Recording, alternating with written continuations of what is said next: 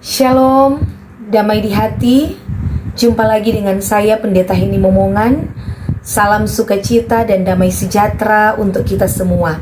Doa dan harapan saya, kita semua ada dalam keadaan yang baik, sehat, penuh sukacita, dan berlimpah berkat dari Tuhan.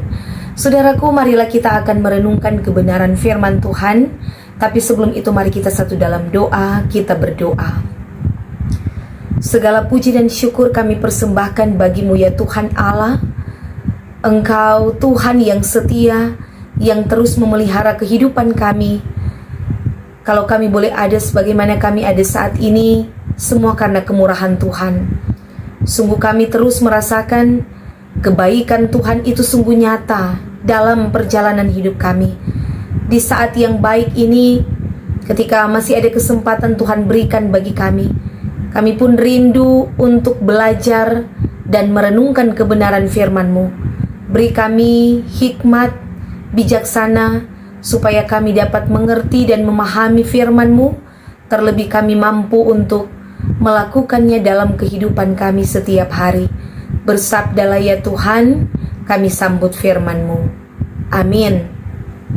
Saudaraku yang dikasihi diberkati Tuhan, bacaan yang akan menjadi perenungan di masa raya Advent yang kedua sebagai warga Gemim terdapat dalam kitab Perjanjian Lama, Yesaya pasalnya yang ke-7 ayat 10 sampai ayat 17 dengan judul pemberitaan mengenai Immanuel.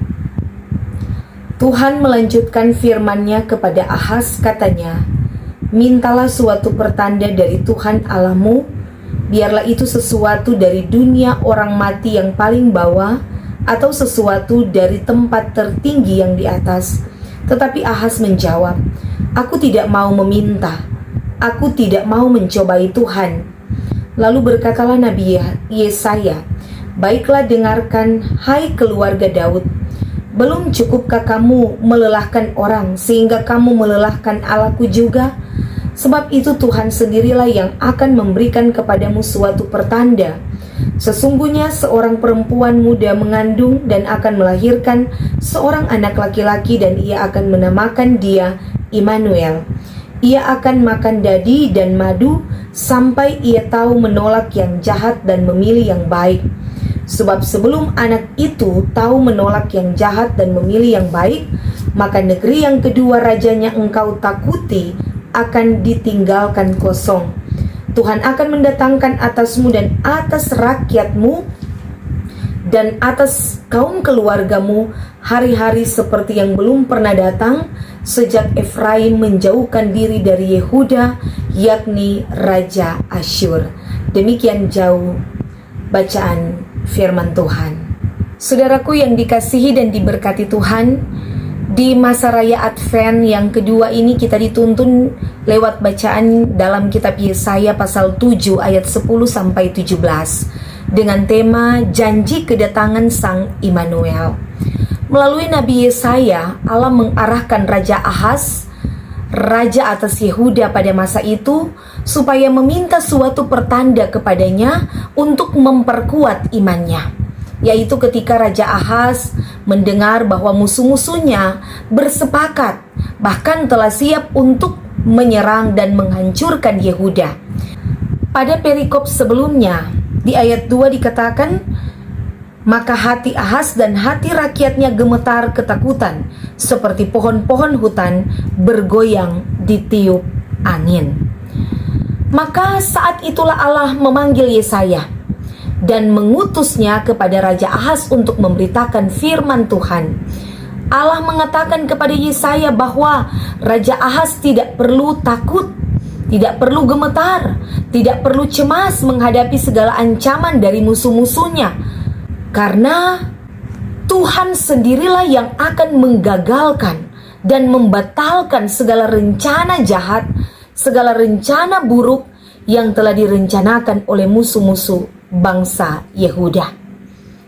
Namun pada satu sisi, Tuhan meminta agar Raja Ahaz tetap konsisten, percaya pada segala janji dan kebesaran Tuhan. Maka dalam teks ini kita melihat bagaimana Tuhan menyuruh Raja Ahaz untuk meminta tanda dari Tuhan, baik tanda dari dunia orang mati atau tanda dari tempat yang maha tinggi. Untuk apa tanda-tanda ini? Dan apa alasan Tuhan menyuruh Ahaz untuk meminta tanda darinya? Alasan sederhananya adalah karena pada saat itu Raja Ahaz lebih percaya kepada Asyur daripada kepada Tuhan. Raja Ahaz telah bersepakat dengan Asyur untuk melawan musuh-musuhnya. Maka Allah bertujuan memberikan tanda supaya Ahaz kembali percaya dan tunduk kepada kebesaran Tuhan, kekuatan dan kekuasaan Tuhan daripada segala kebesaran bangsa Asyur, untuk melindungi Yehuda dari serangan musuh-musuh mereka. Namun bagaimana respons Raja Ahaz terhadap perintah Allah ini? Ayat yang ke-12, tetapi Ahaz menjawab, "Aku tidak mau meminta, aku tidak mau mencobai Tuhan." Apa sebab Ahaz berkata demikian? Memang dalam tradisi bangsa Israel, mereka dilarang untuk mencobai Tuhan. Kalau kita melihat dalam kitab Ulangan pasal 6 ayat 16 dikatakan, "Janganlah kamu mencobai Tuhan Allahmu." Maka Ahaz seolah-olah kelihatan seperti orang yang taat, seorang yang tunduk, seorang yang tidak mau mencobai Tuhan Allah. Ahaz seolah-olah dia memelihara iman karena dia tidak mau mencobai Tuhan. Padahal kalau kita melihat jauh ke dalam hatinya, di balik jawabannya yang tidak mau meminta tanda kepada Tuhan, sesungguhnya dia sudah memiliki rencana untuk bersekutu dengan Asyur, melawan Raja Aram dan Raja Israel Utara sebagai musuh-musuh Yehuda pada waktu itu. Dia sudah mengambil jalannya sendiri, bahwa dia lebih memilih bangsa Asyur daripada Tuhan. Itulah alasan dibalik jawaban yang tidak mau meminta tanda kepada Tuhan. Ahaz tidak lagi mengandalkan kekuatan dari Tuhan, tetapi lebih memilih mengandalkan bangsa Asyur. Dan Yesaya menyatakan bahwa harapan Ahaz akan menjadi kesia-siaan. Di ayat 15-17, Yesaya mau menyatakan bahwa akan ada penderitaan, akan ada kesukaran yang besar yang akan dialami oleh Yehuda. Asyur yang diharapkan menjadi tempat Ahaz dan Yehuda bersandar dan berlindung, pada akhirnya akan berbalik. Asyur dinubuatkan menjadi ancaman serius yang akan menghancurkan Yehuda. Di ayat 17, peristiwa penyerangan Asyur ini menjadi awal dari penderitaan panjang yang akan dialami oleh Raja Ahaz dan bangsa Yehuda. Mereka akan menjadi bangsa yang kalah dan hancur. Saudaraku yang diberkati Tuhan, ketidaksetiaan Raja Ahaz tidak membatasi karya Allah untuk menyelamatkan umatnya, sekalipun hal itu mendukakan Allah. Tetapi Allah tetap menggenapi janjinya. Bukti kasih setia Tuhan, di ayat 14 dikatakan, Allah sendirilah yang akan memberikan suatu tanda. Sesungguhnya seorang perempuan muda akan mengandung dan akan melahirkan seorang anak laki-laki yang akan dinamakan Immanuel. Immanuel artinya Allah menyertai kita. Kata Tuhan sendirilah memberi petunjuk bahwa ini adalah inisiatif Allah sebagai pemenuhan akan janjinya bahwa akan datang Mesias, Sang Juru Selamat dunia dan manusia. Anak yang dijanjikan itulah yang akan mengembalikan kejayaan umat Allah. Saudara, sadar ataupun tidak, terkadang kita bersikap seperti Ahaz, memberontak kepada Tuhan, melupakan Tuhan, meragukan kuasa Tuhan dan kekuatan Tuhan, tidak setia kepada Tuhan. kita lebih percaya pada kekuatan duniawi, mengandalkan kekuatan manusia. Di saat ada masalah, ada pergumulan, bukannya meminta tanda dari Tuhan, bukan berdoa bertanya kepada Tuhan, meminta petunjuk dari Tuhan, kita malah mencari jalan sendiri. Kita mencari jalan pintas, sehingga terkadang bukannya kita mendapat solusi, malah pikiran kita menjadi semakin kacau balau, hidup kita semakin terpuruk. Saudaraku yang dikasihi diberkati Tuhan, apa pesan firman Tuhan bagi kita saat ini? Yang pertama, percaya pada kuasa dan kekuatan Tuhan. Apapun ancaman, tantangan, dan pergumulan, bahkan penderitaan dalam hidup kita, jangan pernah meragukan kuasa Tuhan. Jangan merasa takut, khawatir, jangan berputus asa dalam menghadapi semua persoalan dan goncangan dalam hidup. Percaya akan kekuatan Tuhan dalam setiap kemelut. Teguhkan hati, jangan kecut dan tawar hati. Percaya dan mintalah suatu pertanda dari Tuhan. Yang kedua, andalkan Tuhan dalam hidup kita. Jangan mengandalkan kemampuan diri kita sendiri. Jangan mengandalkan kekuatan manusia. Jangan mengandalkan kekuatan duniawi. Jangan mengandalkan jabatan, kekuasaan, harta, kekayaan. Meskipun semua itu ada, tetapi tidak dapat menjamin, tidak sepenuhnya dapat memberi jalan keluar. Bahkan terkadang semua itu, kekuatan manusia, kekuasaan, dan harta kekayaan materi justru akan semakin membawa kita pada kehancuran. Karena itu percaya pada kuasa Tuhan. Andalkan Tuhan, karena hanya Dialah yang dapat memberi pertolongan dan dapat memberi jalan keluar di setiap persoalan dalam kehidupan kita. Hal yang ketiga, jauhkan sikap seperti Ahaz yang tidak peduli terhadap suara Tuhan, terhadap firman Tuhan.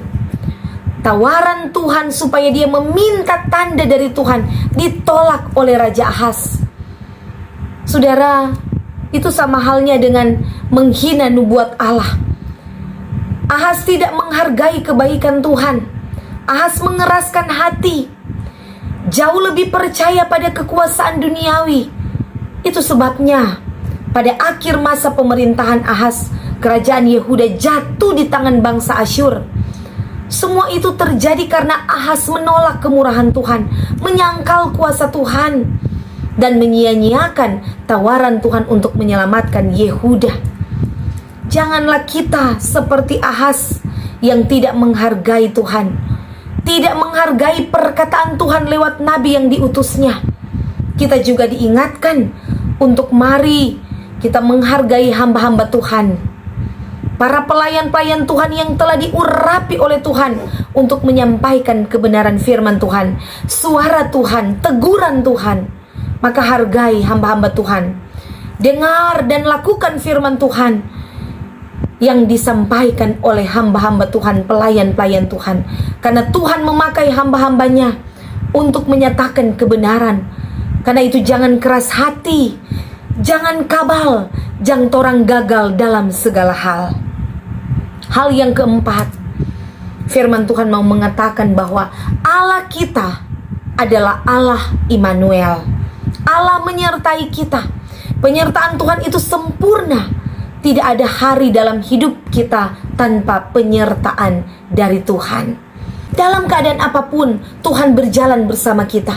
Ada pemeliharaan Tuhan di sepanjang hidup kita, dan itu berlangsung sangat luar biasa, penuh keajaiban, bahkan terkadang tidak terpikirkan oleh kita manusia. Sebagai tanda kasih Tuhan, Dia melakukan hal-hal yang besar. Dia menyertai kita, Dia menolong kita, Dia meluputkan dan menyelamatkan kita dari segala ancaman bahaya dan penderitaan dalam hidup ini. Ketika kita percaya, maka Immanuel, Allah menyertai kita.